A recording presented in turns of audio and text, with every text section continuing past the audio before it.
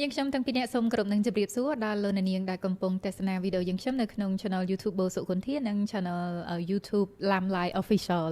ចា៎នេះគឺជាជំនួបកម្រមួយពីព្រោះថារាល់ដងបងប្អូនទាំងគ្នាប្រហែលជាឃើញវីដេអូរបស់បងប្រុស Lamlai ម្នាក់ឯងឬក៏ពេលខ្លះនឹងឃើញវីដេអូនេះខ្ញុំម្នាក់ឯងហើយជំនួបរវាងក្មេងវត្តនិងក្មេងអង្គរនេះកើតឡើងទៅពេលណាដែលយើងមានគេថាដេញវេលាឲ្យបានត្រូវគ្នា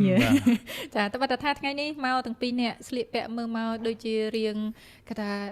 official អីបន្តិចបន្តួចណាប៉ុន្តែវីដេអូមួយដែលយើងជួបគ្នានៅថ្ងៃនេះមិនជាសាច់ការឬក៏គេហៅផ្លូវការអីពេកទេនៅតែជួបគ្នាតាមទម្លាប់ជារបៀបក្មេងវត្តជួបក្មេងអង្គរដដែលចាអញ្ចឹង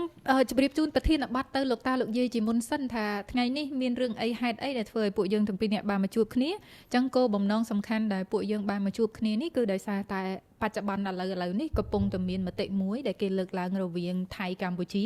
ដែលគេនិយាយថា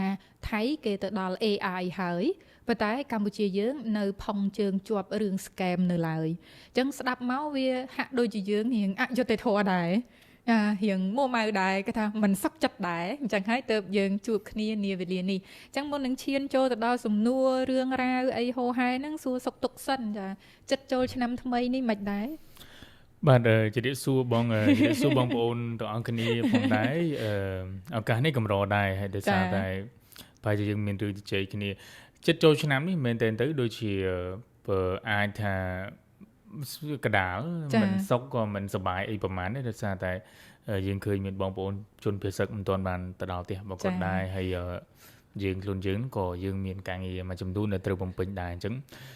សុខនឹងទុកតាមធម្មតាច្បាប់ធម្មជាតិវាតែងតែនៅទន្ទឹមគ្នាចាប៉ុន្តែឆ្នាំនេះក៏ថាចូលឆ្នាំនៅបំពេញឬក៏ថាព្រមទៅសៀមរាបចូលឆ្នាំប្រហែលជាអាចនឹងសៀមរាបច្រើនជាងអ្វីដែលខ្ញុំបារម្ភហ្នឹងគឺថាសន្យាចូលឆ្នាំនៅសៀមរាបទៅឃើញនៅពោធិ៍សាត់ឃើញកំពតនៅពោធិ៍សាត់អាចដែរណាលោកតាលោកយាយជួនកាលក្រងពីនេះទៅសិតសៀមរាបទៅពេលជាក់ស្ដែងមានសៀមរាបទេបំពោធិ៍សាត់កំពតចាអញ្ចឹងថ្ងៃនេះយើងជួបគ្នាមាននៅសំណួរចម្លើយគេថាជាការសន្ទនាមួយចំនួនដែលពាក់ព័ន្ធទៅនឹងមតិដែលគេលើកឡើងពីខាងដើមនេះមានការជជែកវែកញែករវាងថៃនិងខ្មែរដោយសារតែគេលើកឡើងថាថៃហ្នឹងគេទៅដល់ AI ហើយប៉ុន្តែកម្ពុជាយើងកំពុងតែផុងជាប់នៅរឿង scam នៅឡើយហើយសួរថាមតិនេះវាលេចឡើងនៅពេលណាថ្មីក្តៅនេះឯងលោកតាលោកយាយទាំងអស់គ្នាគឺនៅពេលដែលភាគីថៃគេកំពុងតែប្រកាសយ៉ាងហឹកហាក់បើមិនតែភាគីថៃទេដែលប្រកាសសំបីតែខាងក្រុមហ៊ុន Microsoft ខ្លួនឯងក៏គេបានចេញសេចក្តីជូនដំណឹងចេញសេចក្តីប្រកាសដំណឹងយ៉ាងឱឡារិកថាគេនឹងមានផែនការវិនិយោគគេហៅថាគម្រោងវិនិយោគទឹកប្រាក់ច្រើនជាង$1000 លានសហរដ្ឋអាមេរិកទៅក្នុងប្រទេសថៃហើយការវិនិយោគរបស់ក្រុមហ៊ុន Microsoft ក្រុមហ៊ុនយក្សខាងបច្ចេកវិទ្យាទៅលើផ្នែក AI ផ្នែកអីនេះមិនមែនជាក្រុមហ៊ុនដំបូងឬក្រុមហ៊ុនទី1ដែលឈានជើងចូលទឹកដីថៃទេកន្លងមកទឹកដីថៃនេះគឺទទួលបានការវិនិយោគអំពីក្រុមហ៊ុន Google រួចទៅហើយដោយការទៅជែកគ្នារបស់គេពីមុនមកវាវែងឆ្ងាយហើយគម្រោងគេបានជោគជ័យរហូតដល់ថ្នាក់គេចាប់ផ្ដើមដាក់ឲ្យដំណើរការនៅគេហៅ Cloud Region តែអធិស្ឋានបងប្អូនទាំងអស់គ្នាដែលសារខ្ញុំអត់ដឹងថាភាសាខ្មែរយើង Cloud Region ហ្នឹងយើងគួរតែប្រើជាភាសាអីប្រើតែភាសាអីប្រើពាក្យអីចាប្រើពាក្យអីអញ្ចឹងក៏សូមអធិស្ឋានឲ្យបងប្អូនយើងដែលចេះខាងផ្នែកបច្ចេកវិទ្យាហ្នឹងដឹងថាពាក្យ Cloud Region ហ្នឹងបើប្រើឲ្យខ្មែរថាម៉េចបងប្អូន comment ខាងក្រោមផងចាដើម្បីយើងរៀនសូត្រទាំងអស់គ្នាអញ្ចឹង Cloud Region របស់ Google គេទៅតែដាក់ឲ្យដំណើរការថ្មីនេះទេនៅក្នុងខែមករាចុងខែមករាដើមឆ្នាំ2026ម្លងគ្នាមិនទាន់បានប្រហែលខែឥឡូវនេះគឺថ្ងៃ31ខែមីនាមានន័យថាចុងខែនឹងតែម្ដងថ្មីស៊ឺនេះគឺគេអបអរសាទរក្តែងសារជាថ្មីម្ដងទៀតថា Microsoft ក៏វិនិយោគដែរមិនមកវិនិយោគអីទៅ Google ទេបើមិនតែទៅ Google ហើយនឹង Microsoft គេប្រជែងគ្នាណាអញ្ចឹងគេថាបើ Google ចូលហើយខ្ញុំមិនចូលមិនកើតណាគេមកដែរតែអញ្ចឹងទៅវាคล้ายទៅជាការប្រៀបធៀបគ្នាមានសំណួរទៅកាន់បងអូនក្នុងនាមយើងជាយុវជនកាលណាឃើញព័ត៌មានលើបណ្ដាញសង្គមមួយរយៈនេះអូនជាអ្នកតាមដានច្រើនក៏ចេញអត្ថបទច្រើននៅពេលដែលភាគីថៃព្យាយាមប្រើគេហៅថាការលាបពណ៌ណាទាំងបណ្ដាញសារព័ត៌មានក្នុងស្រុកក៏លាបពណ៌ទាំងបណ្ដាញសារព័ត៌មានអន្តរជាតិមួយចំនួនដែលជ្រកកោនក្រោមប្រទេសថៃយើងប្រើពាក្យមួយម៉ាត់ថាគេចិញ្ចឹមឲ្យបាយស៊ីដើម្បីផ្សាយលាបពណ៌ពីកម្ពុជាទៅសេជាភាសាថៃផងភាសាអង់គ្លេសផងអន្តរជាតិអីផងហូហែដើម្បីលាបពណ៌ថាកម្ពុជានេះគឺជា scam center ប បន្ទាប់មកដល់ពេលគេទទួលបានការវិនិយោគអំពីក្រុមហ៊ុន Microsoft នាយករដ្ឋមន្ត្រីរបស់ថៃតែម្ដងគឺស្រែកក្តែងថាគេត្រូវការធ្វើឲ្យប្រទេសថៃហ្នឹងគឺคล้ายទៅជាគេហៅជំរំឬក៏មជ្ឈមណ្ឌល digital ខណៈដែលគេជន់កម្ពុជាថាគឺជាមជ្ឈមណ្ឌលឆបោកអនឡាញរបៀបថាជន់គេឲ្យបង្ហាញខ្លួនឯងទៅលុយជាងគេអញ្ចឹងទៅពីមតិយោបល់អូនវិញមនោសញ្ចេតនាផ្ទាល់ខ្លួនបាទសូមអរគុណចំពោះសំណួរបងហើយក៏មែនទែនទៅអ្វីដែលខ្ញុំលើកឡើងនេះខ្ញុំជម្រាបជូនបងប្អូនថាយើងមិនទាន់មានការស្រាវជ្រាវជាលក្ខណៈវិទ្យាសាស្ត្រនៅឡើយទេក៏ប៉ុន្តែដាច់ដោយឡែកអ្វីដែលបងលើកឡើងខាងដើមវាសុទ្ធតែជារឿងដែលបដិកលាគ្នាចាយើងបានដឹងថា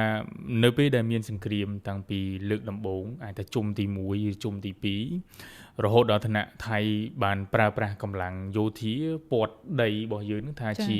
ទីតាំងឆបោកអនឡាញស្អីៗចឹងទៅហើយក៏មិនមែនត្រឹមតែផ្សាច់រឿងហ្នឹងទេវាមានរឿងជាច្រើនទៀតប៉ុន្តែគ្រាន់តែថាអ្វីដែលថៃព្យាយាមលាបពណ៌ក៏ដូចជាបន្តផ្អាប់មកកម្ពុជាគឺជាទឹកដីនៃអាចថាឆបោកទឹកដីអនឡាញ scam អីចឹងទៅប៉ុន្តែដល់ពេលចុងក្រោយមកឃើញខ្លួនឯងជាប្រទេសមួយដែលដូចឋានសួគ៌អញ្ចឹងណាជាឋានសួគ៌ជាទីកន្លែងមួយសម្រាប់វិនិយោគិនអីចឹងទៅត្រង់នេះហើយដែលខ្ញុំតែងតែសេពីដើមមកថាថៃប្រើរបៀបស្វាស៊ីបាយលាបមាត់ពពែយើងដឹងថានៅក្នុង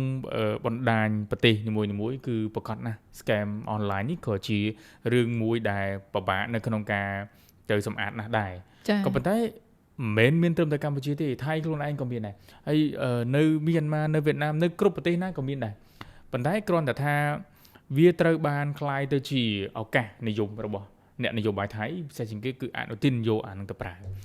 ហើយយើងដាក់សំណួរថាតើយើងឈឺចាប់ទេយើងមានអារម្មណ៍យ៉ាងម៉េចដែរចំពោះខ្ញុំក៏នាមជាយុវជនខ្មែរយើងអាចប្រើពាក្យថាឈឺចាប់ផងហើយនឹងបារម្ភផងខ្ញុំឈឺចាប់នៅត្រង់ថារូបភាពអវិជ្ជមានបែបនេះវាត្រូវបានសាសដតីមកលុបមកលាប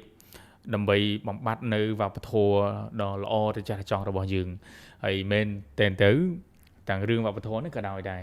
ក៏ព្យាយាមថាយើងនឹងមិនមែនជាម្ចាស់ដើមឬក៏យើងគឺជា copy land ឬក៏យើងនឹងលាក់លួយគេតែទាំងការពិតសច្ចភាពនៅក្នុងប្រវត្តិសាស្ត្រគឺវាមានការសិក្សាស្រាវជ្រាវច្បាស់លាស់ថាកម្ពុជាគឺមានអរិយធម៌មានវប្បធម៌ហើយក៏ជាទីកន្លែងមួយដែលនិយាយប្រមាថថាជាទីកន្លែងមួយដែលល្អសម្រាប់ភ្ញៀវទេសចរជាទីកន្លែងមួយសម្រាប់វិនិយោគិនអីផ្សេងៗទៅប៉ុន្តែមួយរយៈចុងក្រោយថៃប្រើរូបភាពហ្នឹងដែលធ្វើឲ្យគេឈ្មោះអន្តរជាតិគឺសាយភីនៅក្នុងរូបភាពមួយអវិជ្ជមានអញ្ចឹងអានឹងគឺជាអ្វីដែលខ្ញុំសោកស្ដាយក្នុងនាមជាយុវជនខ្មែរ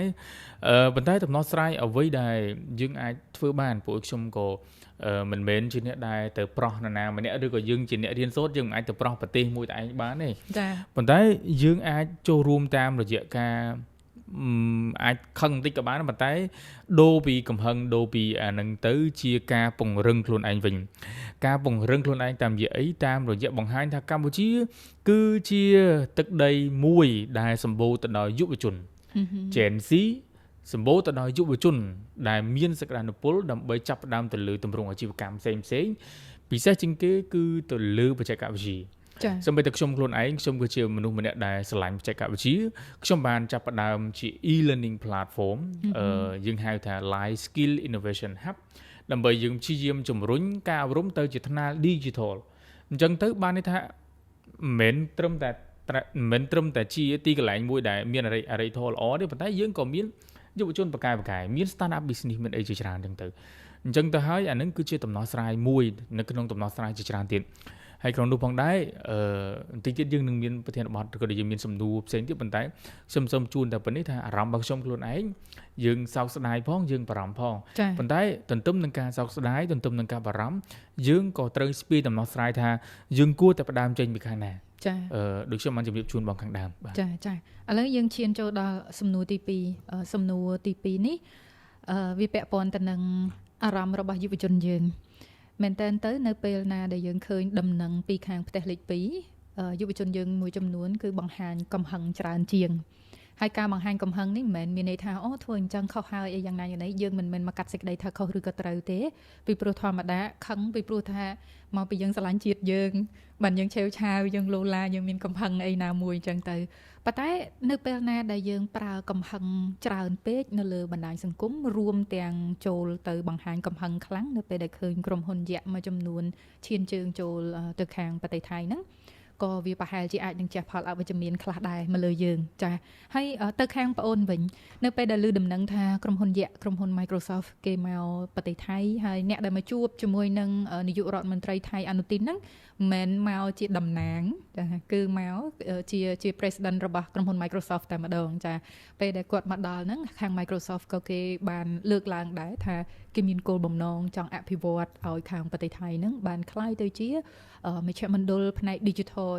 ផ្នែក AI ឲ្យឈានមកគេប្រចាំតំបន់អាស៊ីគ្នាអីហូហែអញ្ចឹងទៅពីខាងប្អូនវិញយល់ថាអាការដែលក្រុមហ៊ុន Microsoft ចូលទៅកាន់ប្រទេសថៃហ្នឹងវាជារឿងដែលយើងត្រូវចូលទៅជេរបតិចផ្ដាសាគេតាមប្រព័ន្ធ Microsoft ឬក៏អធិស្ឋានចូលទៅជេរបតិចផ្ដាសាគេក្រោមការចុះផ្សាយព័ត៌មានអំពីការវិនិយោគរបស់ក្រុមហ៊ុន Microsoft ហ្នឹងឬក៏យើងដកអាសកម្មភាពនឹងចេញឬហើយយើងមកនិយាយអំពីថាវាជាមេរៀនដែលយើងគួរតែប្រឹងប្រែងឬបែបណាវិញអរគុណបងសំណួរនេះតាមការពិតទៅជាសំណួរមួយដែលរសើបហើយមែនទែនទៅខ្ញុំក៏បានមើលឃើញដែរពិសេសជាងគេយើងឃើញមានកាសែតថៃបានចុះផ្សាយពីរឿងនេះហើយមែនទែនទៅខ្ញុំក៏បានឃើញបងប្អូនជាជនជាតិខ្មែរជាជនរួមឈាមបានចូលទៅ comment បានចូលទៅបញ្ចេញមតិអាចថាប្រទេសនឹងមិនល្អអីទៅចំពោះរឿងទាំងអស់នេះខ្ញុំដូចបងជម្រាបខាងដើមឬបងលើកឡើងខាងដើមបាញ់មិញថាអារម្មណ៍ដែលជាម្ចាស់ប្រទេសដែលត្រូវបានគេលេបពួរដែលត្រូវបានគេជន់ឈ្លីប្រកាសណាយើងនឹងត្រូវបញ្ចេញនៅក្នុងរូបភាពណាមួយកំហឹងអីចឹងទៅវាអត់ខុសទេប៉ុន្តែដាច់ដល់ឡែកអ្វីដែលយើងគួរតបយើងគួរតែគិតថារឿងទាំងអស់នេះវាគឺជាមេរៀនដ៏សំខាន់និងជាការដាស់តឿនសម្រាប់ខ្លួនឯងបានន័យថានៅពេលដែលប្រទេសមួយគេទទួលបានឱកាសវិនិយោគប្រកាសណាគេមានអីម្យ៉ាងហើយយើងត្រូវទទួលស្គាល់ថា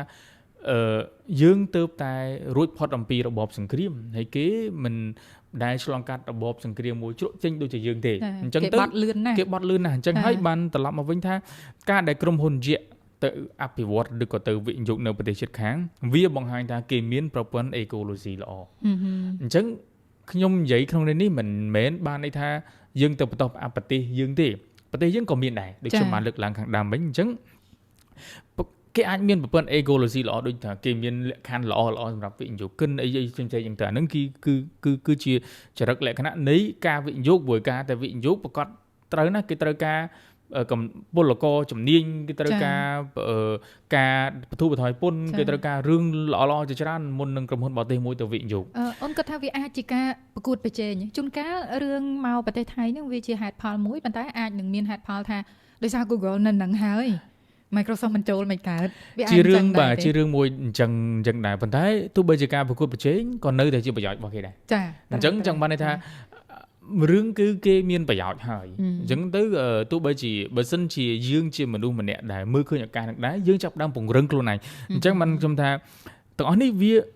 វាគឺជាសញ្ញាទេវាគឺជាសញ្ញាដែលប្រាប់យើងថាបើយើងចង់ឲ្យគេមកវិនិយោគនៅស្រុកយើងត្រូវធ្វើកិច្ចការងារទេបោសផ្ទះឲ្យស្អាតអញ្ចឹងការបោសផ្ទះឲ្យស្អាតហ្នឹងគឺយើងត្រូវពង្រឹងទៅលើធនធានមនុស្សរបស់យើងត្រូវពង្រឹងទៅលើយុវជនចំនួនក្រោយរបស់យើងត្រូវអានឹងជាឧទាហរណ៍ថាឥឡូវនេះយើងអាចផលិតអគ្គិសនីបាននៅខ្លួនឯងណាយើងអាចបញ្ចុះតម្លៃអគ្គិសនីឲ្យគេឲ្យបានច្រើនយើងអាចមានលក្ខខណ្ឌល្អៗច្រើនទៀតអញ្ចឹងកថាពន្ធគយអីជាដើមដូច្នេះរឿងទាំងអស់ហ្នឹងគឺបានន័យថាខ្ញុំនៅតែជឿជាក់ថានៅក្នុងរជ្ជកាលនេះប្រទេសកម្ពុជារបស់យើងក្រោមការដឹកនាំថ្មីនេះរបៀបរបបថ្មីនេះជំនឿទៅជឿជាក់ថាឱកាសនៅក្នុងការវិនិយោគប្រកបជាមានជាឧទាហរណ៍ថាកន្លងទៅដូចខាងក្រុមហ៊ុនអាមេរិកឬក៏ការវិនិយោគមកចំនួនដូចមិនសូវប៉ុន្មានទេចា៎ប៉ុន្តែឥឡូវនេះអ្វីដែលគេចាប់អារម្មណ៍មកកម្ពុជាគឺក្នុងរូបភាពមួយថ្មីខ្ញុំមិនដឹងថារូបភាពអីប៉ុន្តែកសែភ្នែកបរទេសហាក់មើលមកដូចជាកម្ពុជាមានធនធានថ្មីមានឈាមថ្មីបញ្ចូលនៅនឹងអញ្ចឹងហើយចង់មិនចង់ការដែលយើងកែតម្រង់ការដែលយើងចាប់ផ្ដើមមើលអំពីខ្លួនឯងមុនគេនេះគឺជារឿងសំខាន់ដែលយើងទៅចំណែននឹងគេអ ចឹងតែយើងទៅចំណានមិនបានថៃគេមានចេះមិនបានវៀតណាមគេមានចុះប្រកាសណាគេមានចេះគឺមកពីមូលហេតុចុះយើងមិនអាចថាសុកយើងរងចាំចំណាំងគេក៏រងចាំចំណាំងទេអត់ទេយើងគេក៏ប្រឹងយើងក៏ប្រឹងហើយផលប្រយោជន៍របស់ប្រទេសនីមួយៗគឺវាត្រូវអនុលោមទៅតាមឆន្ទៈរបស់ប្រជាពលរដ្ឋយោងទៅតាមអ្វីដែលជាគោលនយោបាយរបស់រដ្ឋាភិបាលរបស់យើងចឹងទៅចាអរគុណសម្រាប់ចម្លើយដ៏ក្បោះក្បាយនឹងមានសំណួរតទៀតប៉ុន្តែនេះគ្រាន់តែជាឧទាហរណ៍ទេចាមុនហ្នឹងយើងបានដឹងយើងលើកឡើងអំពីព័ត៌មានពិតដែលបានកើតឡើងហើយប៉ុន្តែនេះគ្រាន់តែជាឧទាហរណ៍ទេថាបើឧទាហរណ៍ថាមានក្រុមហ៊ុនយក្សបច្ចេកវិទ្យាណាមួយគេចាប់អារម្មណ៍ចង់វិនិយោគនៅប្រទេសកម្ពុជាដែរចាមិនដឹងថាហេតុផលអីទេដែលគេចង់នេះគ្រាន់តែជាឧទាហរណ៍ប៉ុន្តែសម្រាប់បងអូនវិញបងអូនគិតថាបើពិតជាមានក្រុមហ៊ុនយក្សខាងផ្នែកបច្ចេកវិទ្យាណាមួយគេឈានជើងចូលមកស្រុកខ្មែរក្នុងការវិនិយោគតើកម្លាំងយុវជនកម្ពុជាយើងនេះពេលបច្ចុប្បន្ននេះទទួលការវិនិយោគរបស់គេបានទេទ្រការងារនឹងបានទេឬក៏បែបណាមុននឹងឆ្លើយចម្លើយនេះខ្ញុំសូមជម្រាបថាយើងមិនទាន់មានការសិក្សាស្រាវជ្រាវជាក់លាក់នៅឡើយទេប៉ុន្តែដោយសារតែខ្ញុំខ្លួនឯងជាអ្នកដែលតាមដានការងារនឹងស្រាប់ជាអ្នកចូលរួមចំណែកអភិវឌ្ឍសមត្ថភាពយុវជនច្រើនឆ្នាំហើយស្រាប់ហើយយើងឃើញមានការចូលរួមជាច្រើនអំពីក្រុមហ៊ុនផ្សេងៗក៏ដូចជា start up មួយចំនួនក្រុមហ៊ុនដែលទើបបង្កើតថ្មីណាយើងឃើញមានថាអ្វីដែលយើងពិតជាត្រូវការគឺកម្លាំងយុវជនដែលមានជំនាញពិតប្រាកដមែនហើយត្រូវការបណ្ដុះបណ្ដាលពិតប្រាកដមែនហើយមែនទែនទៅការបណ្ដុះបណ្ដាលទៅលើបច្ចេកវិទ្យាទើបតែមួយរយៈចុងក្រោយនេះទេដែលមានការរីកចម្រើនបើយើងពីមុនមកក៏យើងមិនសំបីតែការប្រើប្រាស់ត្រឹមបណ្ដាញសង្គមធម្មតាក៏យើងនៅខ្វះខាតអញ្ចឹងបើឧទាហរណ៍ថាមានក្រុមហ៊ុនណាមួយមកប្រកាសណាស់យើ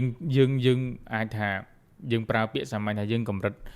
មួយដែលមិនទាន់ឆ្លើយតបនៅឡើយបានទេប៉ុន្តែនៅក្នុងទំហំដែរជួនកាលទំហំមកវាយៈដែរយើងពិបាកដែរតែបើទំហំមកល្មមវាយើងអាចទ្ររួចបានអានឹងជារឿងមួយដែលយើងឆ្លើយក្រៅផ្លូវការទេប៉ុន្តែវា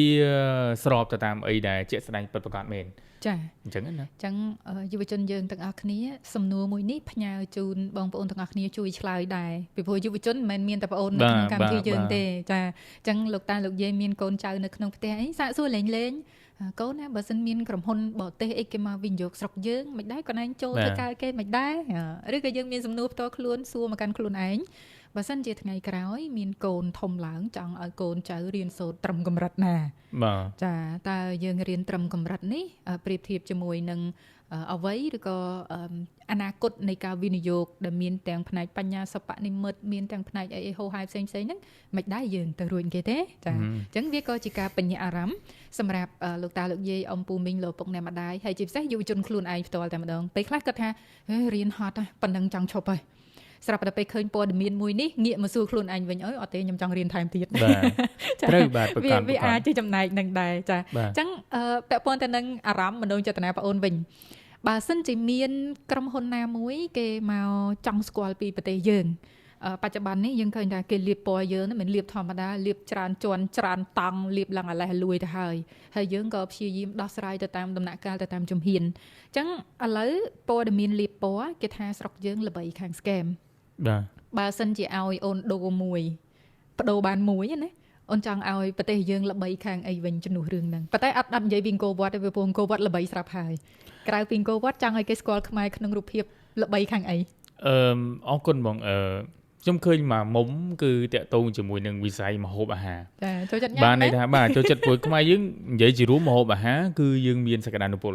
ហើយមែនតើខ្ញុំក៏បានធ្វើការងារច្រើនដែរតាក់ទងនឹងវិស័យបដិសណ្ឋារកិច្ចចាម្ហូបអាហារឃើញមានបរទេសគាត់ចាប់អារម្មណ៍ច្រើនដែរហើយបូកជាមួយនឹងការដែលខ្ញុំធ្វើការនៅក្នុងវិស័យបដិសណ្ឋារកិច្ចទៀតសោតខ្ញុំបាន invite អញ្ជើញមិត្តភ័ក្តិមកសូម្បីឥឡូវនេះក៏ដែរមានមិត្តភ័ក្តិខ្ញុំគ្រូខ្ញុំសិក្សាមកពីអង់គ្លេសជនជាតិអង់គ្លេសយល់អីមកគឺឲ្យយើងនាំទៅភ្លក់យើងនាំទៅសាកគាត់ចាប់អារម្មណ៍អាហ្នឹងចាអញ្ចឹងទៅភាពល្បីល្បាញរបស់យើងគួរណាតែបង្កើនអាហ្នឹងចាអញ្ចឹងថាបើយើងមានម្ហូបដែលអាចមានអនាម័យមានស្តង់ដារហើយប្រជាជនយើងយល់អំពីសុវត្ថិភាពនៃចំណីអាហារនឹងទៀតសោតខ្ញុំថារឹតតែល្អហើយមូលហេតុអីបានជាភ្ជាប់ដោយសារតែយើងជាប្រទេសកសិកម្មចាអញ្ចឹងយើងអាចពង្រឹងខ្លួនឯងតាមរយៈការធ្វើកសិកម្មហើយយកអាផលិតផលកសិកម្មដែលមិនទាន់បានកែច្នៃនឹងច្នៃទៅជាម្ហូបអាហារជួនកាលម្ហូបអាហារខ្លះវាអាចស្រស់អញ្ចឹងទៅជួនកាលម្ហូបអាហារខ្លះវាអាចក្រៀមអីចឹងទៅជួនកាលម្ហូបអាហារខ្លះយើងត្រូវការច្នៃប្រឌិត អញ្ចឹងបើសិនជាយើងអាចធ្វើបានខ្ញុំនៅតែជឿជាក់ថាឥទ្ធិពលទៅលើម្ហូបអាហារពិតជាសំខាន់ចាមានអ្នកណាដើរលេងមិនញ៉ាំអីសោះនោះបាទហេតុផលនៃការដើរលេងក្រៅតែពីកន្លែងនឹងទេសភាពស្អាតគឺម្ហូបឆ្ងាញ់ហ្នឹងឯងបាទខ្ញុំចាំបានកាលដែលធ្លាប់ធ្វើការនៅក្នុងអង្គការអន្តរជាតិមួយកន្លែងមានក្រុមមានក្មេងៗយុវជនពីសាកលវិទ្យាល័យ Harvard អីផ្សេងៗគេមកអញ្ចឹងណាយើងនាំទៅសាយើងនាំទៅភ្លក់យើងនាំទៅអីហ្នឹងទៅយើងហើយក្មេងៗអាយុសកលយើងដែរទេ20ជាងកាលនោះណាគេ exchange program ពីស្រុកគេមកយើងគេថាអូតាមពិតគាត់ចាប់អារម្មណ៍ហូបខ្មែរយើងប៉ុន្តែគ្រាន់តែថាយើងរាំងខ្វះរបៀបរបបនៅក្នុងការរៀបចំបន្តិចអញ្ចឹងបានយើងបង្កើតសាលាបដិសណ្ឋាកិច្ចរបៀបធ្វើម្ហូបអញ្ចឹងទៅឲ្យត្រូវតាមស្តង់ដារទៅយើងយកដូចភោជនីយដ្ឋានខ្លះឧទាហរណ៍ដូច spoon ចុះគាត់យកអាម្ហូបខ្មែរយើងមកដើម្បីមកចម្រាញ់ច្នៃប្រឌិតបូកជាមួយនឹងពួកអឺរ៉ុបអញ្ចឹងទៅវាទៅជាខ្មែរ cushion ចាអញ្ចឹងទៅអាប្រភេទម្ហូបអាហារបែបហ្នឹងវាជាម្ហូបអាហារដែលគួរឲ្យចាប់អារម្មណ៍ហើយខ្ញុំខ្លួនឯងទៀតសោតពេលដែលខ្ញុំទៅប្រទេសផ្សេងៗដូចខ្ញុំទៅប្រទេសផ្សេងមួយចំនួននៅអាស៊ីពួកគាត់ភាគច្រើនគាត់ទៅតែជាលក្ខណៈ traditional យើងត្រូវមាន traditional ហើយយើងក៏ត្រូវមានអាការមិនអាប់ឆ្នៃប្រឌិតបន្ថែមនឹងដែរអញ្ចឹងខ្ញុំថាក្រៅតែពីអង្គរយើងមានទេណាហើយគេស្គាល់យើងថាជាប្រទេសដែលសម្បូរទៅដោយម្ហូបអាហារសុខភាពម្ហូបឆ្ងាញ់អីចឹងទៅខ្ញុំថាអានឹងរូបភាពល្អចាបើខ្ញុំគ្រប់គ្រងយោបល់បងប្អូនខ្លាំងមែនតើព្រោះខ្ញុំជឿថាបងប្អូនទាំងអស់គ្នានឹងសម្រេចចិត្តជ្រើសរើសទៅដើរលេងនៅប្រទេសណាមួយអ្វីដែលបងប្អូនគិតដំបូងគេបំផុតមិនមែនថ្លៃសម្បត្តិយន្តហោះទេរឿងទៅដើរលេងយកអីទៅហូបចារហូតដល់មានអ្នកខ្លះអធិស្ឋានបងប្អូនអស់គ្នាអត់ហ៊ានទៅប្រទេសមួយចំនួនដោយសារគាត់ថាហ៊ុយមកហូបគេនឹងបាក់លេបបាក់ហូបបាទចាពិបាកលេបពិបាកហូបប៉ុន្តែបើសិនជាកម្ពុជាយើងរួមគ្នាធ្វើការផ្សព្វផ្សាយហើយបង្ហាញម្ហូបខ្មែរយើងមែនតើទៅមានការច្នៃប្រឌិតច្រើនរសជាតិក៏ឆ្ងាញ់មិនចាញ់ម្ហូបរបស់បរទេសដែរប្រទេសខ្លះរសជាតិមិនប្រមាណទេប៉ុន្តែអូតុបតែងឲ្យ10លើ10មកទៅទំនងថតវីដេអូមកទំនងមែនតើទៅទៅភ្លក់អូយប្រៃណាស់លោកអើយបាទចាចឹងសង្ឃឹមថាលោកតាលោកយាយបងប្អូនអំពូមីមីងទាំងអស់គ្នាយើងនឹងរួមគ្នាក្នុងការផ្សព្វផ្សាយលើដំកើងពីម្ហូបអាហាររបស់យើងចុះលោកតាលោកយាយវិញបើសិនជាចង់ឲ្យប្រទេសកម្ពុជាយើងល្បីតើលោកតាលោកយាយចង់ឲ្យកម្ពុជាយើងល្បីលើផ្នែកណាមួយអូនេះសំខាន់ណាការផ្សព្វផ្សាយពីប្រទេសយើងគ្រប់ច្រកគ្រប់ជ្រុងទាំងអស់សុទ្ធតែជាផលវិជ្ជមានសម្រាប់ប្រទេសយើងអញ្ចឹងឥឡូវយើងងាកមកកាន់សំណួរដ៏សំខាន់មួយហើយសំណួរនេះក៏ជាការពញាក់ស្មារតីយុវជនយើងខ្លាំងណាស់ដែរនៅក្នុងតំបន់អាស៊ីអាគ្នេយ៍យើងនេះយើងឃើញថាប្រទេសសិង្ហបុរីក្លាយទៅជាជម្រើសដំបូងបំផុតនៃការចូលវិនិយោគរបស់ក្រុមហ៊ុនបច្ចេកវិទ្យាក៏ប៉ុន្តែដោយសារលក្ខខណ្ឌខាងសិង្ហបុរីគេលើកឡើងថាការវិនិយោគមកក្នុងប្រទេសគេការធ្វើ data center នៅក្នុងស្រុកគេនេះ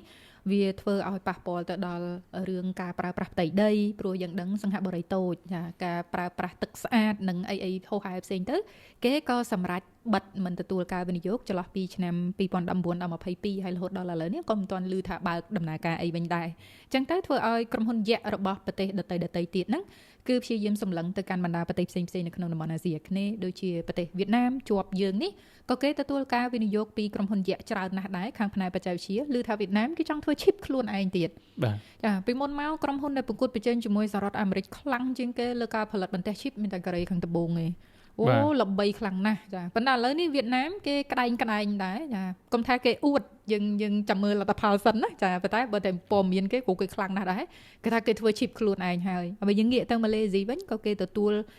ការវិនិយោគពីក្រុមហ៊ុនយក្សធំខាងផ្នែកបច្ចេកវិទ្យាហ្នឹងក៏ច្រើនហើយបន្ទាប់មកទៀតយើងក៏បានឃើញថាហ្វីលីពីនឥណ្ឌូនេស៊ីសុទ្ធតែទទួលបាននៅកិច្ចកងត្រានៃការវិនិយោគរបស់ប្រទេសរបស់ក្រុមហ៊ុនយក្សទាំងអស់នោះដែរហើយឥឡូវឈានចូលមកដល់ប្រទេសថៃជាប់លបងយើងទៀតតែម្ដងប៉ុន្តែងាកមកកាន់គម្លាតរបស់យើងវិញព្រោះមកជុំយើងគេទទួលការវិនិយោគអស់ហើយអញ្ចឹងមានន័យថាគេមិនមែនផ្ដាល់តែលុយទេគេផ្ដាល់ឱកាសការងារគេផ្ដាល់ចំណេះដឹងអីហោហាទាំងអស់អញ្ចឹងវាមានអារម្មណ៍ថាយើងនៅជាប់ព្រំដែនគ្នាយើងនៅជាប់របងគ្នាតែគម្លាតរបស់យើងហាក់ដូចជាយើងឆ្ងាយគ្នាបន្តិចគិតថាកន្លែងនេះយើងត្រូវរត់ត្រូវដើរប្រុងជើងកាយអាម៉េចទៅឬយ៉ាងណាដែរអរគុណច្រើនតាមពិតកន្លែងនេះពេលណាដែលយើងនិយាយពាក្យពិតឬក៏យើងនិយាយឲ្យរីកចម្រើនប្រកបណាវាអាចថាស្ដាប់ទៅវាមើលទៅខ្លួនឯងដូចជា ដឹងនៅណាទេប៉ុន្តែមែនតើទៅយើងត្រូវរៀនទទួលស្គាល់ចង់កែប្រែនរណាម្នាក់ក៏ដោយចង់កែប្រែខ្លួនឯងគឺត្រូវរៀនទទួលស្គាល់អំពីចំណុចដែលខ្លួនឯងនៅស្ទើរហ្នឹងមិនមែនមិនថាយើងមិនអាចធ្វើខ្លួនឯងខ្លាំងបានទេណាព្រោះអ្នកខ្លាំងសុទ្ធតែផ្ដើមចេញពីអ្នកដឹងតែខ្លួនឯងស្ទើរនៅកន្លែងណាអញ្ចឹងទៅអ្វីដែលបងលើកឡើងនេះខ្ញុំពិតជាគាំទ្រដោយសារតែគម្លាតនេះវាអាចនឹងឆ្ងាយបើសិនជាយើងមិនភ្ញាក់ខ្លួនអញ្ចឹងយើងយ៉ាងហោចណាស់យើងត្រូវតែរត់បានថាបើយើងមិនបញ្ញាប់រត់ទេគឺកាន់តែឆ្ងាយដាច់អញ្ចឹងទៅប្រទេសមួយចំនួនដូចបងបានលើកឡើងទទួលបានការវិនិយោគច្រើនទៅលើបច្ចេកវិទ្យាទាំងអស់ហ្នឹងហើយសម័យនេះគឺជាសម័យបច្ចេកវិទ្យាដូច្នេះប្រជាជនរបស់យើងប្រកាសណាស់គឺត្រូវតែប្រើប្រាស់បច្ចេកវិទ្យាឲ្យត្រូវផ្លូវហើយរៀនតាក់ទងជាមួយកិច្ចការងារនេះដោយមិនត្រឹមតែប្រើប្រាស់ social media ទេមិនត្រឹមតែប្រើ Facebook ឬក៏ប្រើបណ្ដាញសង្គមជាការកម្សាន្តទេតែត្រូវរៀនសូត្រពីវារៀនសូត្រអំពីការអភិវឌ្ឍអីថ្មីអញ្ចឹងហើយវាពិតជាពិបាកខ្លាំងបើសិនជាការអប់រំបច្ចេកវិទ្យារបស់យើងមិនអាចនឹងបន្តក្នុងរូបភាពមួយវិជ្ជមានក្នុងរូបភាពមួយដែលថាធ្វើឲ្យវាមានភាពគេថាច្នៃប្រឌិតណាបើយើងនៅបន្តដែលរបៀបរបបដែលយើងរៀងយឺតដូចបច្ចុប្បន្នខ្ញុំគិតថាប្រហែលជាគេអាចនឹងទៅដាច់ប៉ុន្តែមែនតើខ្ញុំនៅតែជឿជាក់ថាគ្មានអ្វីដែលមិនអាចរៀនសូត្របានទេទោះយើងប្រឹងតិចទៅអញ្ចឹងយុវជនយើងនឹងខ្លាចជាអ្នកប្រើប្រាស់ជាជាងអ្នកដែលបង្កើតហើយនឹងធ្វើឲ្យយើងនឹងបាត់បង់ប្រាក់ខែបើសិនយើងអត់ប្រឹងណាឲ្យទៅកាន់ជនបរទេសយើងខ្លាចទៅជាទីកន្លែងមួយគ្រាន់តែថាអាចជនបរទេសមកធ្វើការទៅលើបច្ចេកវិទ្យានៅក្នុងប្រទេសរបស់យើងតែខ្មែរយើងជាជនជាតិខ្មែរជាយុវជនខ្មែរជាអ្នកដែលកើតនៅក្នុងទឹកដីរបស់យើងនេះអត់សូវជាមានឱកាសវិញអញ្ចឹងទៅការលើកឡើងនេះមិនត្រឹមត្រូវ 100% ទេប៉ុន្តែបងប្អូនលោកពូអ្នកមីងលោកតាលោកយាយសាកគិតពិចារណាទាំងអស់គ្នាទៅបើសិនជាខ្ញុំលើកឡើងនេះវាមិនត្រូវក៏ប្រឡែងចោលទៅតែបើសិនជាត្រូវយើងគួរតែដាស់តឿនទាំងអស់គ្នាថាបើយើងមិនប្រឹងទេគឺយើងនឹងអាចនៅឆ្ងាយពីគេចា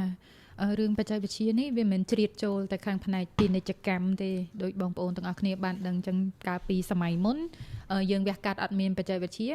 ការវះកាត់ប្រើរយៈពេលយូរហើយកំហុសនៃការវះកាត់ក៏អាចកើតមាន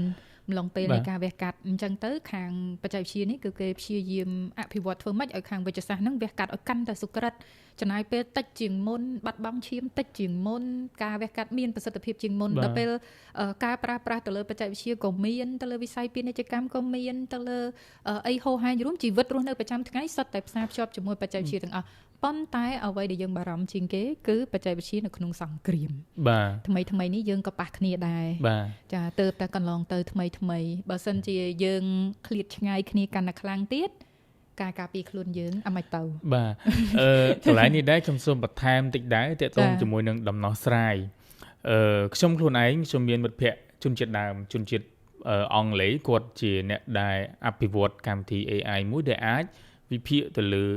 ឈាមតើឈាមហ្នឹងមានជំងឺមហារីកឬអត់មានកោសិកាជំងឺមហារីកឬអត់ហើយគាត់អ្នកលក់អាហ្នឹងទៀតគាត់រហូតដល់ឋានៈ develop វាបានហើយគាត់អភិវឌ្ឍវាបានហើយគាត់លក់ឲ្យទៅកាន់ខាង pharmacy មួយចំនួនដែលគេត្រូវការទិញហើយគាត់ក្មេងៗអាយុប្រហែលគ្នាប៉ុន្តែគាត់ធ្វើអាហ្នឹងបានអញ្ចឹងហើយខ្ញុំតែងតែឆ្កឹះសួរគាត់ហើយព្រោះគាត់ទៅវិញដែរទេឆ្កឹះសួរគាត់ថាណែរៀនមិនអីមិនអញ្ចឹងទៅគេប្រាប់ពីរបៀបរៀនអញ្ចឹងត្រឡប់មកវិញអ្វីដែលយើងត្រូវមានដំណោះស្រាយចំពោះខ្លួនឯងមុនគេទី1យើងត្រូវផ្ដើមចេញអំពីការរៀនដោយខ្លួនឯងឬក៏ self study ដោយសារតែបច្ចេកវិទ្យាកាលណាតែពិភពលោកដើរលឿនពេកនៅក្នុងកម្មវិធីសិក្សាប្រកាសណាវាអត់ទាន់ប្រមូលផ្ដុំបានទេវាមានភាពរប៉ាត់រប៉ាយអញ្ចឹងកាលណាតែមានភាពរប៉ាត់រប៉ាយជាលក្ខណៈទ្រឹស្ដីនៅក្នុងការរៀនសូត្រយើងអាចរៀនបានដោយខ្លួនឯងអញ្ចឹង self study ហ្នឹងគឺយើងអាចយកពីប្រទេសនេះបន្តិចប្រទេសនេះបន្តិចតាមក្បួននេះបន្តិចដើម្បីមកប្រើប្រាស់វាឲ្យត្រូវផ្លូវនៅក្នុងការរស់នៅប្រចាំថ្ងៃរបស់យើងដូចយើងរៀនកូដតាម YouTube ដូចយើងរៀនតាមអីគឺសិតតែជាការប្រមូលរៀននៅខ្លួនឯងដោយសារតែអាចថាទោះបីជាកម្មវិធីសិក្សាយ៉ាងដើមមិនទាន់ឬដើរទាន់យ៉ាងណាក៏ដោយប៉ុន្តែត្រូវប្រមូលនឹងមកបើនៅស្រុកគេដូចនៅសិង្ហបុរីមួយចំនួនគេមានកម្មវិធីសិក្សាហ្មងដល់ពេលយើងអត់ទាន់ដាក់កម្មវិធីនឹងចូលយើងអាចរៀននៅខ្លួនឯងសិនបានហើយអានឹងជាមតិយោបល់របស់មិត្តភ័ក្តិខ្ញុំដែលគាត់ជាអ្នកដែលអភិវឌ្ឍជំនាញហ្នឹងហើយមួយគេបានធ្វើរួចហើយមួយទៀតយើងនិយាយពី AI និយាយពីបញ្ញាសិប្បនិម្មិតយើងទាំង AI ជំនួសការងារមនុស្សអីចឹងទៅប៉ុន្តែមិត្តភក្តិខ្ញុំដែលគាត់អ្នក develop អាហ្នឹងហើយគាត់អ្នកលក់អាហ្នឹងទៀតគាត់ថាអត់ទេគឺអ្នកដែលបាត់បង់ការងារពិតប្រាកដគឺជាអ្នកដែលមិនចេះប្រើ AI ចាអញ្ចឹងបានថា AI វាគឺជាឧបករណ៍វាគឺជា tool ដើម្បីឲ្យយើងទៅរកទិន្នន័យព័ត៌មានឲ្យបានលឿនជាងមុនសម្រាប់ការងាររហ័សជាងមុនមានក្បួនខ្នាតជាងមុនបន្តិចចាអញ្ចឹងពីមុនបើយើងអ្នកប្រើ Google យើងវាយពិបាករកអាណាដែលគេហៅថាព័ត៌មានដែលត្រូវមួយយើងហ្មងឬក៏ right information ចាតែ AI វាចេះ analyze ថា right information មួយណាតែយើងជាអ្នក master លើវាអញ្ចឹងបើយើងអត់ចេះ master លើវាទេគឺស្មានយើងនឹងបាត់បង់អាហ្នឹងហើយអញ្ចឹងអាហ្នឹងគឺជារឿងមួយហើយរឿងមួយទៀតគឺការសិក្សាទៅលើជំនាញភាសាបរទេសនឹងឲ្យស្ទាត់ហ្មង AI ក៏ត្រូវស្ទាត់ជំនាញភាសាបរទេសក៏ត្រូវស្ទាត់កុំព្យូទ័រក៏ត្រូវស្ទាត់ដែរអញ្ចឹងអាហ្នឹងយើងប្រកាសជាអាចនឹងឆ្លើយតបបានហើយបើសិនជាយើងចង់លុតផ្លោះអាកម្រិតហ្នឹងអញ្ចឹងដូចខ្ញុំខ្លួនឯងចឹងថាឥឡូវបើយើងពឹងផ្អែកទៅលើការរៀនសូត្រនៅក្នុងសាកលវិទ្យាល័យឥឡូវជាឧទាហរណ៍បើសាកលវិទ្យាល័យអត់បរៀនអាហ្នឹងតែយើងអត់រៀនឬអត់យើងសម្រាប់ចិត្តខ្លួនយើងរៀនឬអត់ទាំងនៅក្នុងប្រទេសជិតខាងយើងគេដើរអាហ្នឹងដល់ហ្នឹងហើយបើយើងចង់ផ្លោះដំបូងតើយើងប្រឹងរៀនខ្លួនឯងយើងទៅធ្វើ self study self research តែអាហ្នឹងវាតាក់ទងជាមួយនឹងឆន្ទៈដែរទេហើយខ្ញុំនិយាយនេះក៏អត់បានបន្ទោសលឿនណាដែរប៉ុន្តែខ្ញុំឲ្យទៅលើដំណោះស្រាយសូម្បីតែខ្ញុំខ្លួនឯងក៏ដោយខ្ញុំអត់ដែរបានរៀនកុំព្យូទ័រអីណាប៉ាកែទេបន្តបច្ចុប្បន្ននេះខ្ញុំអត់ដែរមានសញ្ញាបត្រកុំព្យូទ័រទេប៉ុន្តែខ្ញុំអាចសរសេរកូដបានខ្ញុំអាចកាត់តវីដេអូបានខ្ញុំអាចធ្វើអាកិច្ចការយើងកំពុងថតនេះបានឥឡូវកិច្ចការទាំងអស់នេះគឺខ្ញុំតែធ្វើខ្លួនឯងទាំងអស់អាហ្នឹងវាជាបើសិនជាខ្ញុំវាដូចមូលដ្ឋានគ្រឹះមែនតើបើសិនជាយើងចេះរៀនពីវាអញ្ចឹងត្រឡប់វិញកូនខ្មែរយើងក៏អាចរៀនបានដែរណាដកតែមួយទៅដកពាក្យថាខ្ជិលចេញអញ្ចឹងយើងប្រកាសជារៀនសូត្របានហើយក៏យើងកុំទម្លាប់បន្ទោសណាគេយើងទម្លាប់មើលខ្លួនឯងមុនគេថាតាមពិតគេធ្វើអញ្ចឹងតាហើយខ្ញុំភាសាដើរស៊ូដូចខ្ញុំបានជម្រាបជូនបងមិញមិត្តភក្តិជនជាតិអង់គ្លេសគាត់រហូតដល់ថ្នាក់គាត់ develop AI tool រហូតដល់ថ្នាក់អាចវិភាគ blood test បានអីចឹងគឺលយซึ่งតែគេល្អហ្មងណាប៉ុន្តែយើងក៏គុំទៅបំបាក់ខ្លួនឯងអីទាំងយ៉ាងហោចណាស់ក៏យើងគេមិនបាន10យើងមិនបាន10ក៏យ៉ាងហោចណាស់ក៏បាន3 4ឬ5 6អីដែរវាគ្រាន់បើជាង0ហ្មងហើយ0ទៅនិយាយគេនិយាយអីមកគឺយើងអត់មានដឹងអីបន្តិចបាទហើយរឡើងតអត់ឃើញហើយបើមិត្តភក្តិខ្ញុំជនជាតិសិង្ហបុរីម្នាក់ហ្នឹងគាត់អ្នកdevelop AI ដែរខាងវិភាគទៅលើរូបរាងកាយដែលមាន stroke គាត់ផលិតរហូតដល់ថ្នាក់robot ជាប់មួយនឹង chip ខួរក្បាលឥឡូវគាត់កំពុងតែធ្វើចាថាព្រោះ stroke តាមធម្មតាយើងកម្ដៅជើងកម្ដៅដៃអត់បានមែនទេចាហើយធម្មតាគេធ្វើដូចស្រោមដៃដូច Iron Man ឬអីណាគេធ្វើដល់ហ្នឹងដើម្បីជួយទៅលើការធ្វើចលនាអញ្ចឹងបានថាបាទអញ្ចឹងបានថារឿង AI ក្រោយឬក៏បច្ចេកវិទ្យាហ្នឹងវាជួយហ្មងសូម្បីតែបងលើកឡើងមិញរឿងសង្គ្រាមបើយើងចេះអាហ្នឹងខ្ញុំគិតថាយើងនឹងអាចដើរបានស្មើគេឬក៏អាចខុសជំហាននេះបន្តិចតួចចាប៉ុន្តែលុះត្រាតែយើងកុំខ្ជិលអាហ្នឹងយើងនិយាយពាក្យម៉ាត់ទេកុំខ្ជិលប៉ុន្តែបងប្អូននេះខ្ញុំជម្រាបជូននៅបន្ទោសណាគេក៏បានដែរអីដែលត្រូវធ្វើគឺយើងត្រូវរៀនមិនបាច់បន្ទោសណាដកពាក្យបន្ទោសនឹងចេញហ្មងទៅរវល់ទៅបន្ទោសហ្នឹងវាអត់បានកើតទៅជាការរីចម្រើនថ្មីវាទៅជាកើតរឿងការបែកបាក់ថ្មីបាទវាគឺបែកបាក់ថ្មីទៅវាទៅជាបែបផ្សេងមួយទៀតដោះស្រាយរឿងបែកបាក់គ្នានឹងទៀតអត់មានបាននិយាយរឿងរីចម្រើននេះទេបាទរឿងមួយមិនទាន់ចប់ផងថែមថ្មីរឿងមួយទៀតអញ្ចឹងទៅប៉ុន្តែក៏មិនយ៉ាងនេះនិយាយលេងសើចមីបងប៉ុន្តែក៏យើងមិនបានតែហាមឃាត់នរណាដែរសង្គមវាជារឿងធម្មតាទេការកើតរឿងផ្សេងការមានរឿងអីថ្មីវាជារឿងធម្មតានៃសង្គមស្រុកណាក៏មានដែរប៉ុន្តែអាស្រុកគេមានហ្នឹងគេមានរឿងស្តីងយើងដែរតែគេបានឆ្លងកាត់ដំណាក់កាលមួយរីចម្រើនទៅបាត់ទៅហើយដូចខ្ញុំនិយាយលេងសើចអញ្ចឹងថាសារនិយាយមួយក្រុមការងារដែរថាយើងធ្វើជាអ្នកកាប់អុសឬក៏យើងធ្វើជាអ្នកខ្វៀលប៉ប៉េចាអញ្ចឹងបានន័យថានៅក្នុងសង្គមយើងនៅក្នុងផាលគេដែរដូចនៅវៀតណាមដូចនៅថៃអីបើនិយាយជារួមវាគេទៅហើយវាយើងមិនដឹងថាការដឹកនាំឬក៏របៀបរបស់គេមិនខ្មិចណាបងប្អូនណាដឹងអាចខមមិនប្រាប់ផងប៉ុន្តែយើងរវល់តែមើលគេទៅយើងភ្លេចខ្លួនយើងណាយើងភ្លេចខ្លួនយើងចាំថារវល់តែមើលគេរវល់តែអង្គុយរិះគន់គេចាំមើលវាបានប្រមាណវាអត់ប្រមាណហើយដល់ពេលខ្លួនឯងយើងភ្លេចអាហ្នឹងណាចាអញ្ចឹងយើងគួរតែបណ្ដោះទៅលើរឿងហ្នឹងបណ្ដោះជាងគេគឺទៅលើរឿងបច្ចេកវិទ្យានឹង តែម្ដងមិនអាចដំឡូងបានចាមានសំណួរមួយមុននឹងលាគ្នាព្រោះការជជែករបស់យើងហ្នឹងក៏វារៀងគួរសមដែរប៉ុន្តែសំណួរមុននឹងលាគ្នានេះថាសាច់ការផងមិនសាច់ការផងទេចាខ្ញុំអូស Facebook ទៅខ្ញុំឃើញមានពាក្យមួយដែលថារបៀបហៅថាមិនដឹងថាអ្នកតសេហ្នឹងគាត់ជាការឌឺដងឬក៏ជាការបញ្ញាអារម្មណ៍ដោយសុទ្ធចិត្តឬក៏មិនណាគាត់ថាកម្ពុជាយើងដល់ពេលដែលឈប់អួតរួចហើយងាកមកប្រឹងប្រែងសំណួរខ្ញុំទៅកាន់អូនវិញរាល់ថ្ងៃហ្នឹងយើងអួតមែនអីឬក៏មិនមានអ្នកខ្លះអួតមែនឬក៏មិនទៅនេះទី1ខ្ញុំក៏មិនហ៊ានសន្និដ្ឋានថាអួតមិនអួតដែរតែធ្លាប់ឃើញពាក្យហ្នឹងដែរបាទខ្ញុំអូសធ្លាប់ឃើញបាទប៉ុន្តែគាត់ថាវារោកន្លែងនិយាយមិនឃើញអញ្ចឹងបានថាពាក្យថាឈប់អួតឈប់អីហ្នឹងប្រកាសណាមនុស្សណាក៏ដោយជាលក្ខណៈធម្មជាតិគឺខ្លួនឯងធ្វើបានល្អតែចង់និយាយមោទនភាពដែរណាមោទនភាពអញ្ចឹងណាប៉ុន្តែគាត់ថាវាសំលេងមកពីខាងណាក៏យើងមិនដឹងតែសំលេងនៅពិតប្រកបគួរណាតែយើងផ្ដើមចេញមកពីការទទួលស្គាល់ចំណុចដែលយើងស្ទើរដូចខ្ញុំនិយាយពីដើមហ្នឹងស្ទើរហ្នឹងបានថាវាមិនខ្វះពេកទេធនធានអត់ខ្វះទេយុវជន Gen Z យុវជនយើងមកគំនិតល្អៗណាអត់ខ្វះទេអាហ្នឹងពាក្យហ្នឹងចាថាវាតែរៀងស្ទើរហ្នឹងខ្ញុំបានន័យថាអាពាក្យស្ទើរដូចយើងធ្វើផ្ទះអញ្ចឹងយើងមានឈើដែលស្ទើរហ្នឹងដាក់ត្រូវក៏វាមិនត្រូវហើយបើដាក់ឲ្យប្រើការបានក៏វាមិនប្រើការបានប៉ុន្តែបើថែមបន្តិចគ្រប់ហ្មងអាពាក្យហ្នឹងគឺសំដៅទៅលើថានៅពេលដែលយើងយល់អំពីពាក្យថាអួតឬក៏មិនអួតយើងលែងខ្វល់លើរឿងហ្នឹងហើយព្រោះដូចជាលក្ខណៈចិត្តសាស្ត្រគេហៅថាតាមធម្មតាមនុស្សណាធ្វើបានល្អគេនិយាយជារឿងរបស់គេប៉ុន្តែជាលក្ខណៈរឿងស្រុកទេសបានថាយើងគួរតែបដូរអំពីគោលគំនិតឬក៏ភាសាសាមញ្ញគេថាមនោគមវិជ្ជាឬក៏អង់គ្លេសគេថា ideology គំនិតហ្នឹងវាធំជាងទង្វើដែលយើងទៅរៀនធ្វើជាក់ស្ដែងបើសិនជាកាលណាតែយើងរស់នៅក្នុងការធ្វើជាក់ស្ដែងដូចខ្ញុំអញ្ចឹងដូចបងអញ្ចឹងមុននឹងនិយាយនេះមុននឹងចេញគំនិតនេះទង្វើវាចង់ច្រើនជាងគំនិតរាប់100ដងបានយើងនិយាយ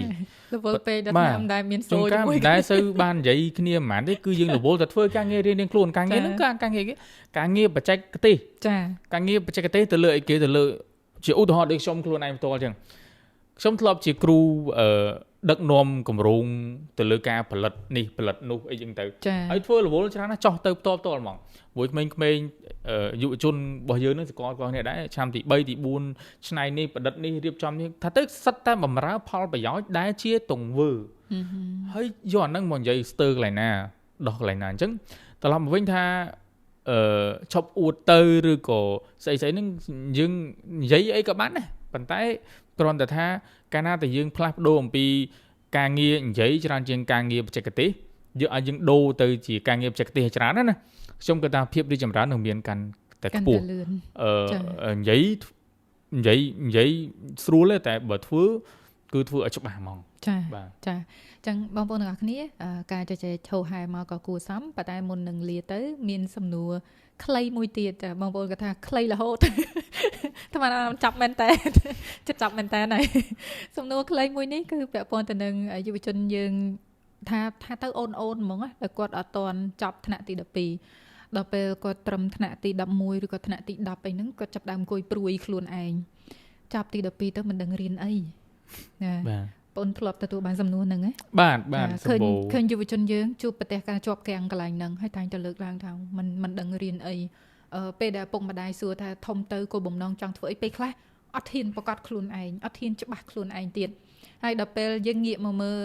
គម្លាតរបស់យើងជាមួយនឹងបណ្ដាប្រទេសជុំវិញយើងក៏រៀងនៅក្នុងកម្រិតមួយដែរប៉ុន្តែដល់ពេលទៅខាងអូនគាត់ថាគាត់មិនដឹងថាត្រូវរៀនអីអញ្ចឹងពីខាងប្អូនទៅមានអីខ្លះត្រួសត្រាយអីខ្លះឬក៏យោបល់អីខ្លះសម្រាប់គាត់ដើម្បីកុំឲ្យគាត់អង្គុយជាប់គាំងនឹងថាមិននឹងរៀនអីពីព្រោះយើងទៅចែកគ្នាមិញកន្លងមកឃើញថាយើងជាយុវជនជំនាន់ក្រោយត្រូវមានតួនាទីច្រើនណាសល់ការងារច្រើនណាស់បាទមែនតែទៅតាក់ទងជាមួយនឹងការរើសជំនាញវាជារឿងដែលនៅតែជជែកច្រើនហើយក៏រឿងដែលរើសជំនាញខុសឬត្រូវក៏មិនមែនមានត្រឹមតែស្រុកយើងនេះដែរមានទូទាំងប្រទេសប៉ុន្តែគ្រាន់តែថាស្រុកយើង ហាក់ដូចជារៀងត្រូវការភាពច្បាស់លាស់ទៅលើការជ្រើសរើសបន្តិចត្រង់ថាគម្លាតរវាងទីផ្សារហើយនឹងគម្លាតរវាងនឹងអ្វីដែលយើងយល់ដឹងអំពីជំនាញមួយហ្នឹងគឺមិនទាន់ល្អិតល្អន់អញ្ចឹងបានទី1អ្វីដែលបងលើកឡើងដូចជាសាកសួរហ្នឹងផ្ដើមចេញមកពីការឆ្កឹះកកាយអំពីជំនាញដែលយើងចង់រៀនមុនគេបង្អស់ហើយអាហ្នឹងមិនមែនត្រឹមដល់ថ្នាក់ទី12បានតែឆ្កឹះទេគេឆ្កឹះតាំងពីថ្នាក់ទី9ម៉េះចាអញ្ចឹងបាននៅក្នុងប្រព័ន្ធអប់រំរបស់យើងឃើញមានសាលាខ្លះគេទៅជាសាលាបច្ចេកទេសអញ្ចឹងណាបច្ចេកទេសចំណេះដឹងទូទៅឬក៏ក្រសួងរបស់យើងមាន TVET មានសាលាជំនាញមានអីផ្សេងៗអញ្ចឹងទៅដំបូងយើងខ្លួនឯងហ្នឹងយើងត្រូវធ្វើទៅជាមនុស្សដែលស្វាស្វែងមិនត្រឹមតែអង្គុយលហើយបកខ្យល់ទៅអត់ទេអញ្ចឹងតម្រូវដល់ថ្នាក់ទី12យើងមានពេល1ឆ្នាំ2ឆ្នាំដើម្បីគិតដែរកុំដល់អញ្ចឹងដើម្បីជ្រើសរើសអាហ្នឹងទី1ត្រូវស្វាស្វែងទី2យើងត្រូវសិក្សាមើលតាក់ទងជាមួយនឹងឱកាសការងារថាតើពេលដែលយើងរៀនចប់ជំនាញហ្នឹងតើឱកាសការងារយើងអាចនឹងជួយទៅលើសហគមន៍សង្គមបែបណាហើយថាតើចំណូលរបស់យើងក៏បានប៉ុណ្ណាដែរអញ្ចឹងរឿងតាមពិតទៅសាច់រឿងវាមានច្រើនរបៀបរបបក៏ធ្វើទៅវាមានច្រើនដែរដូច្នេះហើយបានទាមទារឲ្យយុវជនយើងប្រឹងប្រែងនៅក្នុងការអានប្រឹងប្រែងនៅក្នុងការស្រាវជ្រាវជាងចំណាយពេលវេលាទៅជែករឿងទៅខឹងគេរឿង Microsoft ចូលប្រទេសគេហ្នឹងគឺវាអត់ចំណេញទេអាហ្នឹងខ្ញុំអធិស្ឋានផងនិយាយពាក្យពិតបន្តិចហើយអញ្ចឹងចំណុចទាំងអស់នេះខ្ញុំគ្រាន់តែជូនជាកំណត់ច្បល់ទេប៉ុន្តែមែនតើទៅនិយាយអស់មែនតើទៅក៏អត់មានណាគេធំជាងខ្លួនឯងដែរឥឡូវបើយើងដាក់ខ្លួនឯងទៅបន្ទោសសង្គមបើយើងដាក់ខ្លួនឯងទៅបន្ទោសគ្រួសារយើងអញ្ចឹងដូចខ្ញុំដូចអីមួយចំនួននឹងបន្ទោសណាគេបើអត់ដឹងថារៀនម៉ែខ្ញុំអត់ចេះអក្សរមួយអង្គផងណាឥឡូវខ្ញុំបន្ទោសម៉ែខ្ញុំមិនមែនតែអត់ប្រាប់ថាខ្ញុំរៀនជំនាញនេះប៉ុន្តែខ្ញុំបែរទៅជាបដូរអាការបន្ទោសបដូរអាការគិតបែបហ្នឹងយើងសិក្សាបន្តិចមកទឹកថាតើអញគួររៀនអីត្រូវមួយជំនាញហើយខ្ញុំក៏រៀនខុសជំនាញដែរប៉ុន្តែដល់ពេលយើងបានសិក្សាស្វែងយល់ឲ្យស៊ីជម្រៅទៅអូតាមពិតអញខុសដោយសារកន្លែងនេះដឹងទៅយើងដូរមកវិញអញ្ចឹងទៅហើយចំនួនខ្ញុំទៀតសោះដូចនិយាយជារួមអត់ទីផ្សារការងារអត់សូវសម្បូរអញ្ចឹងទៅទៀតហើយរបៀបរបបក្នុងការធ្វើការក៏ពិបាកដែរអញ្ចឹងបច្ចេកវិទ្យាក៏អត់ទាន់មានដែរប៉ុន្តែយើងនៅតែរកខ្លួនឯងឃើញដោយសារអីយើងស្វះស្វែងអាហ្នឹងជាពាក្យមួយដែលខ្ញុំតែងតែនិយាយដែរអញ្ចឹងរហូតដល់ថ្នាក់ពាក្យខ្លះគេនិយាយថាគុំសួរថាសង្គមយើងផ្ដល់ឲ្យយើងអីឲ្យវិញសួរថាតើយើងខ្លួនយើងនេះយើងគួរតែរៀនអីវិញយើងគួរតែរកអីវិញអញ្ចឹងយើងចាប់ផ្ដើមស្គាល់អំពីទូនាទីក៏ដូចជាអ្វីដែលយើងអាចធ្វើបាននៅក្នុងកលៈទេសៈនេះចាអញ្ចឹងអរគុណបងប្អូនសម្រាប់ចម្លើយយ៉ាងក្បោះក្បាយមុននឹងឃ្លាតគ្នាទៅសម្រាប់ប្រធានបទថ្ងៃនេះដែលយើងបានលើកឡើងជាសង្ខេបមកវិញថាជជែកគ្នាអំពីរឿងថៃនិងខ្មែរដែលថៃគេទៅដល់ខាងបច្ចេកវិទ្យា AI ហើយទទួលបានការវិនិយោគជាហូរហែច្រើនខណៈដែលកម្ពុជាយើងនៅជាប់ជើងនឹងរឿងដែលគេលាបពណ៌ដាក់យើងថាជាមជ្ឈមណ្ឌល scam ហើយសម្ដីអនុទានធំមកគេចង់ថាខ្មែរនេះមជ្ឈមណ្ឌល scam ស្រុកថៃនេះមជ្ឈមណ្ឌល digital ការប្រៀបធៀបរបស់គេហ្នឹងវាហាក់ដូចជាជន់យើងខ្លាំងមែនតើប៉ុន្តែបងប្អូនទាំងអស់គ្នាមិនបាច់ទៅឈឺចិត្តឈឺថ្លើមអីនឹងរឿងហ្នឹងចាសួរថាមូលហេតុអីពីព្រោះគាត់ហ្នឹងតាំងពីដើមមកមិនដែលចេះនិយាយល្អបាទត្រូវហើយយើងតែរំពឹងសម្ដីល្អការលើកទឹកចិត្តអីណាពីមនុស្សដែលមានចរិតអញ្ចឹងឲ្យមិនកើតបាទនៅយើងធម្មតាបើអានទីនខ្លួនឯងអ្នករៀបចំច្បាប់លក់កឆាអាហ្នឹងអត់ទាន់មាត់ទេអញ្ចឹងមិនថា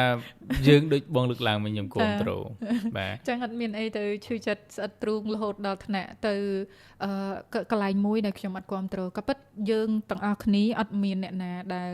ចង់ឲ្យមានហិង្សាទេប៉ុន្តែសួរថាការដែលយើងមិនចង់ឲ្យមានហិង្សាហ្នឹងគេឈប់ហិង្សាជាមួយយើងដែរអត់អានេះចម្លើយរឿងទី1រឿងទី2បងប្អូនទាំងអស់គ្នាគេហ្នឹងគឺគេមិនចេះប្រើភាសាដែលយើងចង់បានហ្នឹងតាំងតែពីដើមហើយអញ្ចឹងការដែលគេប្រើគ្រានេះសារថ្មីម្ដងទៀតអាហ្នឹងទម្លាប់គេទៅហើយចាมันមានអីដែលខុសទម្លាប់ទេប៉ុន្តែវាអាចមានបញ្ហាដល់យើងត្រង់ថានៅពេលដែលយើងគ្រប់គ្រងប្រតិកម្មតបរបស់យើងអត់បានណាពេលព្រោះពេលដែលយើងគ្រប់គ្រងប្រតិកម្មតបរបស់យើងអត់បានភាគីដែលគេមើលឃើញយើងគឺជាភាគីក្រៅចំនួនយើងនិងគេកំពុងឆ្លោះគ្នាចាបងនឹងអូនឯងអត់ត្រូវគ្នាទេកំពុងពងប៉ាំងប៉ុន្តែនៅពេលដែលអូនប្រើសម្ដីធំមក អ្នកទី3ដែលគេមើលឃើញអូនអត់មានការគោរពមួយមនុស្សចាស់ណែដល់ពេលបងចាប់ដើមប្រើសម្ដីអាក្រក់ទៅគេថាបងឯងចាស់ហើយក៏មិនចេះមួយឆ្លោះគ្នាមួយក្មេងណែឃើញទេអញ្ចឹងរឿងអញ្ចឹងបងប្អូនទាំងអស់គ្នាកាលណាតែយើងប្រតិកម្មតបមិនត្រឹមត្រូវរហូតដល់ថ្នាក់ទៅនិយាយឬក៏បកអាក្រាតរឿងណាមួយដែលវាមិនមានផុសតាងឬក៏មិនមានហេតុផលឬក៏ពាក្យពេចន៍អសុរោះណាមួយឬក៏បញ្ចេញកំហឹងទៅកាន់វិនិយោគិនដែលគេទៅវិនិយោគនៅប្រទេសនេះប្រទេសនោះអានឹងវាទៅជាហុចផលអត់ល្អឲ្យយើងវិញបាទទាំងធៀបពិតបងប្អូនទាំងអស់គ្នាយើងជនរងគ្រោះអ្នកណាមិនក្តៅគេលៀបពណ៌យើងណាននៃសិតតែយើងនឹងមជ្ឈមណ្ឌល scam ខណៈដែលគេនឹងកំពុងខ្លាយជាមជ្ឈមណ្ឌល digital មជ្ឈមណ្ឌល AI មជ្ឈមណ្ឌលបញ្ញាសិប្បនិម្មិតដែលរីកចម្រើនជាងគេនៅអាស៊ីគ្នាពាក្យនឹងស្ដាប់មកលយតែឯងបាទដោយមកភូមិគេសិតតែមនុស្សដើរដីគាត់ទេវតាម្នាក់ឯងរបៀបចេញមកអញ្ចឹងបណ្ដោយប៉ុន្តែបងប្អូនទាំងអស់គ្នាគ្រាន់តែជាការគេហៅចង់សាកមើលថាជំហរយើងវាមិនខ្មិចចាចង់ថាតើយើងបច្ចុប្បន្ននេះយើងគ្រប់គ្រងខ្លួនឯងបានហើយនៅណាអញ្ចឹងមិនឲ្យប្រតិកម្មអវិជ្ជមានតែមិនមែនមានន័យថាចោះញោមឬក៏ទទួលយករួចហើយមិនធ្វើអ្វីនោះទេខ្ញុំឮពាក្យមួយដែលខ្មែរយើងតែងតែប្រកាន់ណាថាវិធីសងសឹកដ៏ត្រឹមត្រូវបំផុតគឺរស់នៅឲ្យប្រសើរជាងគេចាប្រសើរមិនបើយើងមិនប្រឹងរៀនតើឲ្យយើងប្រឹងរៀនបានយើងប្រសើរទាំងអស់គ្នាអញ្ចឹងឥឡូវមុននឹងលាទៅពាក់ព័ន្ធប្រធានបទយើងសូមអូនមួយម៉ាត់ពីរម៉ាត់មុននឹងលាលោកតាលោកយាយគេប៉ុណ្ណឹងយើងប៉ុណ្ណឹងអីហោហាយកន្លងមកជារួមសារផ្ដាំផ្ញើចុងក្រោយមានអីទៅកាន់យុវជនយើងបានជាចុងក្រោយសូមអរគុណដែលបានចំណាយពេលវេលាស្ដាប់ហើយការអរគុណនេះក៏មិនអរគុណធំធេងពេកដែរដោយសារតែយើងទាំងអស់គ្នាយើងសិតតែត្រូវការរីកចម្រើនសម្រាប់ជាតិសាសន៍យើងទាំងអស់គ្នាទេហើយសូមអរគុណដែលបានចូលរួមចំណែកស្ដាប់ចូលរួមចំណែកនៅក្នុងការអភិវឌ្ឍប្រទេសយើងគ្រួសារយើងសហគមន៍យើងឬក៏ខ្លួនឯងក៏បានដែរនៅក្នុងរូបភាពវិជ្ជមានអញ្ចឹងហើយអ្វីដែលកើតឡើងវាសុទ្ធតែមានហេតុនិងផលដូច្នេះហេតុផលរបស់មនុស្សខ្លាំងគឺត្រូវពង្រឹងខ្លួនឯងអញ្ចឹងបើសិនជាមនុស្សដែលខ្សោយមនុស្សដែលលហើយគឺមិនអាចទទួលបានលទ្ធផលខ្លាំងឬក៏លទ្ធផលល្អប្រសើរទេអញ្ចឹងចង់ខ្លាំងគឺត្រូវប្រឹងចាបាទខ្ញុំមានតែខ្លីប៉ុណ្នេះចាអញ្ចឹងជាចុងក្រោយនេះអរគុណដល់លោកតាលោកយាយលោកឪពុកអ្នកម្ដាយអំពូមីមីងទាំងអស់គ្នាដែលបានចំណាយពេលវេលាដ៏មានតម្លៃទស្សនាវីដេអូនេះខ្ញុំនៅក្នុង Channel YouTube បូសុគុនធាក៏ដូចជាទស្សនាវីដេអូនៅក្នុង Channel Facebook Lamlai Official សម្រាប់លោកតាលោកយាយដែលសារឮវិចារណកថានៅក្នុងវីដេអូខ្ញុំចាបងប្អូនទាំងអស់គ្នានេះម្ចាស់វិចារណកថាចានេះអ្នកវិចារណកថាសរសេរដោយបងប្រុស Lamlai ខ្ញុំគ្រាន់តែជាអ្នកអានជូនដល់លោកតាលោកយាយទេហើយមានបងប្អូនយើងគាត់ថាទេឮតែឈ្មោះមិនដែលឃើញមុខចាឥឡូវឃើញមុខហើយក៏ជាអ្នកនិពន្ធផងដែរមានស្នាដៃសភៅច្រើនណាស់ដែលបងអូនចេញនៅលើទីផ្សារបច្ចុប្បន្ននេះមានប្រមាណចំណងជើងបើនៅលើទីផ្សារបច្ចុប្បន្នហើយបោះពុំចែកអស់វិញផងវាចូលជិត10ក្បាលហើយជិត10ចំណងជើងបាទជិត10ចំណងជើងលោកតាលោកយាយថាទេល្មិចបានបោះតែ10ក្បាលអត់ទេជិត10ចំណងជើងចាបើនៅសភៅមានសភៅខ្លះលក់ដល់រាប់ម៉ឺនក្បាលហើយចាអញ្ចឹងមានកម្រងថានឹងចេញថ្មីអីទៀតទេមានកំពុងតែរវល់អញ្ចឹងក្រោយចូលឆ្នាំខ្មែរចាអញ្ចឹងយើងចាំដំណឹងល្អទាំងអស់គ្នាហើយលោកតាលោកយាយត្បិតតែថាបងអូនជាអ្នកនិពន្ធផងជាអ្នកចូលរួមក្នុងការអភិវឌ្ឍសង្គមជាយុវជនសកម្មផងប៉ុន្តែភាគច្រើនបងអូនដាក់នាមខ្លួនឯងថាចុងបិចអង្គរបាទចាអញ្ចឹងបើសិនជាបងប្អូនឮរហស្សនាមចុងបិចអង្គរអីនេះហើយចាចាហើយលោកតាលោកយាយឮរហស្សនាមក្មេងវត្តនេះហើយខ្ញុំចាអញ្ចឹងអរគុណគ្រប់លាត្រឹមតែប៉ុណ្្នឹងជូនពរតបថាមិនតាន់ដល់ឆ្នាំថ្មីតែជូនពរទុកមុនទៅហើយចាជូនពរឆ្នាំថ្មីសូមឲ្យមានសិរីសួស្តីចាអ្នកណាមិនតាន់ដល់គួរអស់ចាអ្នកណាមានបំណុលអីគឺថាសងទេអស់ឆ្នាំថ្មីយើងមានសិរីសួស្តីរីចម្រើនជាមួយគ្នាអញ្ចឹងអរគុណដល់បងប្អូនដែលបានចូលរួមចាអរគុណលោកតាលោកយាយជាថ្មីម្ដងទៀតខណៈនេះយើងខ្ញុំទាំងពីរនាក់សូមអរគុណនិងសូមជម្រាបលា